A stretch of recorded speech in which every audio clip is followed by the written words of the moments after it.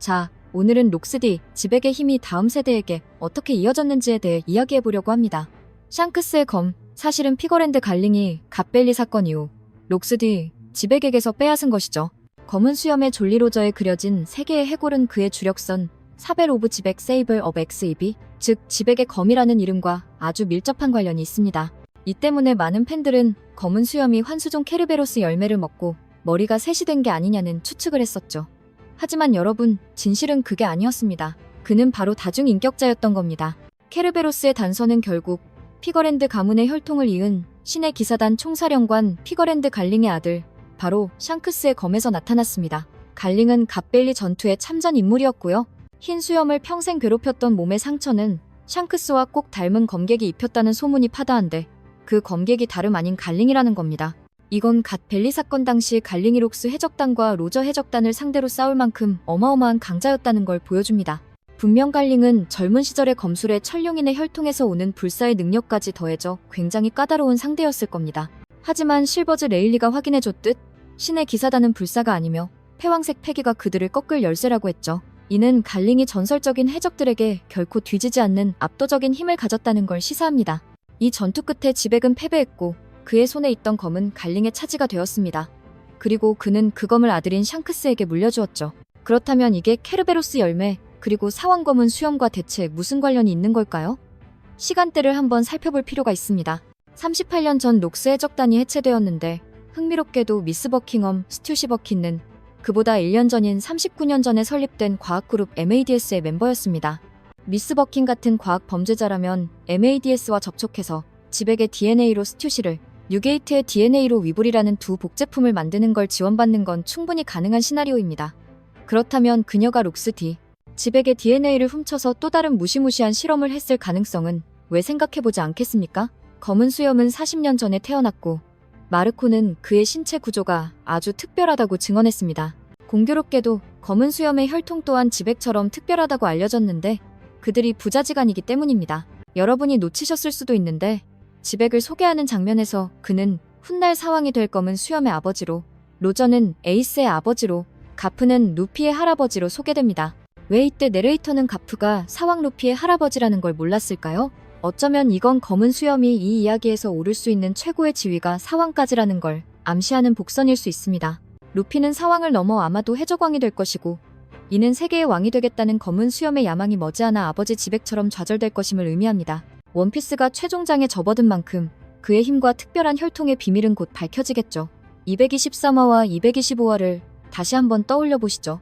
루피는 검은 수염을 보고 이렇게 말합니다. 잘 모르겠어. 그 녀석이 아니라 그 녀석들이야.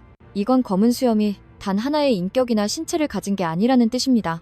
캐번디시처럼 다중인격이거나 긴 머리카락 뒤에 얼굴이 한두 개 더 있거나 심지어 한 몸에 여러 영혼이 깃들어 있을 수도 있다는 가설이 나옵니다. 혹시 미스 버킹엄 스튜시가 40년 전 검은 수염의 탄생과 관련이 있는 건 아닐까요?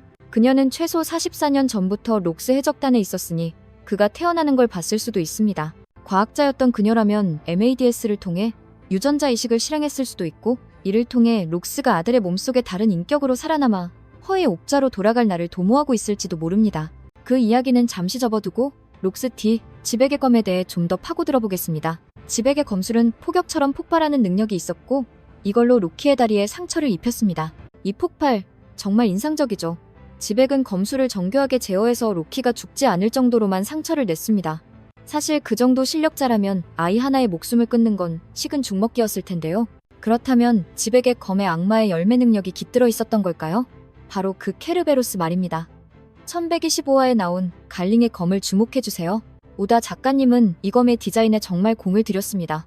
111권에서 공개된 검집과 거미 형태를 보면 갈링 또한 아들 샹크스가 가진 검들과 깊은 연관이 있음을 알 수 있습니다.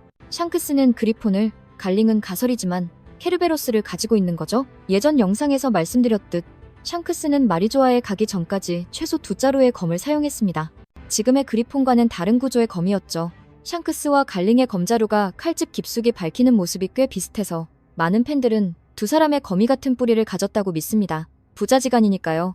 그런데 샹크스의 검 디자인은 아버지의 것과는 미묘하게 다르면서 오히려 1916화에서 봤던 록스디, 지백의 검과 99% 똑같습니다. 검자루 끝에 나선형 장식이 지백의 검만큼 뚜렷하게 보이진 않지만 검의 형태나 검자루, 심지어 밝은 색의 검집과 휘어진 칼날까지 모든 게 판박이입니다. 와노쿠니에서 최상명검들이 등장했듯 록스의 검 역시 아직 밝혀지지 않은 12자루의 최상명검 중 하나일 가능성이 높습니다. 어쩌면 그 검의 이름이 바로 케르베로스일지도 모르죠. 세 개의 머리를 가진 거대한 검. 검은 수염은 이 세 개의 머리에서 영감을 받아 자신의 해적기에 세 개의 해구를 그려넣고 배의 이름을 사벨 오브 지백이라 지어 아버지를 기렸을 겁니다. 사우전드 선이 호가 밀짚 모자를 쓴 태양신 루피의 상징이듯 배의 이름에는 다 의도가 있는 법이니까요. 만약 지백이 정말 검은 수염의 몸속에 다른 인격으로 살아있다면 그는 갓벨리에서 잃어버린 천하제일의 보검을 기리기 위해 그 이름을 해적단의 상징으로 삼고 싶었을 겁니다. 원피스에서 검을 빼앗는 이야기는 자주 나옵니다. 대표적으로 조로가 류마를 이기고 흑도 슈스이를 얻은 것처럼요. 검은 자신을 최대로 발휘할 수 있는 주인을 따릅니다. 샹크스나 오뎅처럼 강해도 검이 흑도가 되지 않는 이유는 주인과 검이 수많은 사선을 함께 넘으며 혼연일체가 되지 못했기 때문입니다. 자격 없는 자가 명검을 탐하면 저주를 받아 죽는다고 하죠. 야마토의 외전에서도 히요리가 오뎅의 검앤말을 손에 넣는 장면이 나옵니다. 이처럼 지백의 검을 갈링이 빼앗아갔다는 설정은 매우 그럴듯합니다. 검객에게 무기를 잃는 것은 힘의 약화이자 크나큰 굴욕이니까요. 검은 수염이 샹크스와 피거랜드 가문을 적대하는 것은 아버지의 원수를 갚으려는 복수국일 수 있습니다. 사벨 오브 지백이라는 이름은 결코 우연이 아닙니다. 그야말로 검은 수염이 되찾고 싶은 명예와 직결된 중요한 무기를 상징하는 거죠. 만약 지백이 살아남아 이 모든 이야기와 어둠어둠 열매의 비밀을 아들에게 알려주었다면 정말 소름 돋는 전개입니다. 많은 분들이 지백이 검은 수염의 몸에 살아있다는 가설에 동의하시는데 허위 옥자로의 귀환이라는 멋진 서사를 완성하기 때문이죠. 저는 개인적으로 지백이 인격이나 영혼의 형태로 아들의 몸에 깃들어 있다는 가설에 무게를 두고 싶습니다. 원피스 세계관에서 영혼은 21g의 질량을 가진 물질로 존재하니까요. 부활 열매를 먹은 부룩의 영혼이 육체를 드나드는 걸 보면 영혼이 다른 육체에 깃드는 것도 불가능한 일은 아닐 겁니다. 이 가설이 맞다면 갈링이 록스의 검을 빼앗아 샹크스에게 준 순간 검은 수염과의 악연은 예정된 것이나 다름없습니다. 빨간머리 해적단이 포네그리프를 읽으려면 니코 로빈이 필요할 것 같지만 오다 작가님은 다른 장치를 숨겨두었습니다. 공백의 100년 고대 문자를 읽을 수 있는 건 코즈키 가문과 사만족뿐입니다. 오하라의 학자들이 이걸 읽을 수 있었던 건 뒤에 일족인 클로버 박사가 와노쿠니에서 언어를 배워와 전파했기 때문일 가능성이 높습니다. 로빈은 그 마지막 계승자죠. 라프텔에 가려면 포네그리프 해독은 필수입니다. 로저조차 오뎅에 도움이 없었다면 해적왕이 될 수 없었죠. 다른 사왕들은 어떻게 할까요? 검은 수염은 아주 영리한 수를 썼습니다. 바로 사만족인 푸딩을 납치한 겁니다. 푸딩이 이미 제3의 눈을 각성했지만 빅맘의 도구가 되기 싫어 숨겼을 가능성이 큽니다. 검은 수염에게는 최면 능력자 라피트가 있습니다. 그를 이용해 푸딩에게 강제로 포네그리프를 해독하게 만들면 그만입니다. 그가 화상 자국이 있는 남자의 마지막 로드 포네그리프만 손에 넣으면 라프텔에 가장 먼저 도달할 수도 있습니다. 하지만 빨간머리 해적단은 다릅니다. 키드를 꺾고 포네그리프 사본 2개를 손에 넣은 샹크스. 그에게는 로빈이나 푸딩이 필요 없을 겁니다. 왜냐하면 그의 동료 중에 이미 해독 능력을 가진 자가 있을 테니까요. 여러분도 짐작하시죠? 바로 럭키루입니다. 저는 럭키루가 바로 그 사만족이라고 생각합니다. 샹크스가 원피스를 노리면서 해독 전문가를 영입하지 않았을 리가 없죠. 럭키루가 항상 머리에 두건을 쓰고 다니는 걸 보세요. 단 한 번도 벗은 적이 없습니다. 푸딩이 머리카락으로 제3의 눈을 가렸던 것처럼 럭키루 역시 두건으로 자신의 정체를 숨기고 있는 겁니다.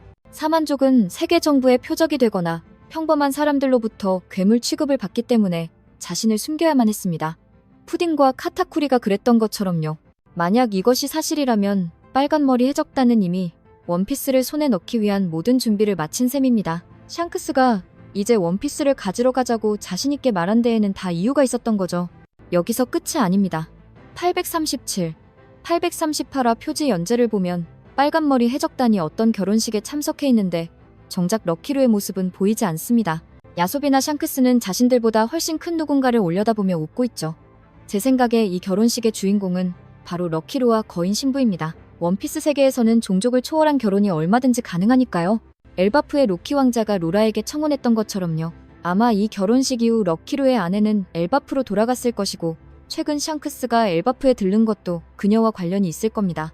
엘바프의 술집 여주인이 샹크스를 우리 선장님이 아닌 내 선장님, 우리의 선장님이 아닌 이라고 부른 것도 그녀의 남편, 즉 럭키루가 샹크스 해적단의 일원이기 때문일 수 있습니다.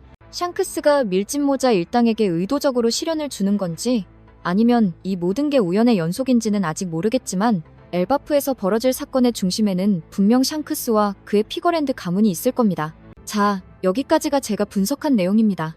여러분은 어떻게 생각하시나요? 다른 의견이 있다면 주저 말고 영상 아래 댓글로 남겨주세요.